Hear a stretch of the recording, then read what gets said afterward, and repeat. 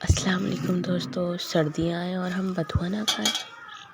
हम इंडियन हैं भाई, ऐसा हो ही नहीं सकता कि हम बथुआ ना खाएं। यूपी साइड में तो बहुत ही बनता है बथुआ सर्दियों में। तो मैंने सुबह दोपहर के टाइम धूप निकल आई थी तो बथुआ बींदा, उसके बाद उसे उबाला, उसको आटे में गूँधा। आटे में गूँधने के बाद उसे मैंने लाल मिर्चें पिसी हुई डाली, थोड़ा सा चटपटा बनाने के लिए नमक डाला, धनिया से एक अच्छा सा स्वाद आता है, धनिया डाला।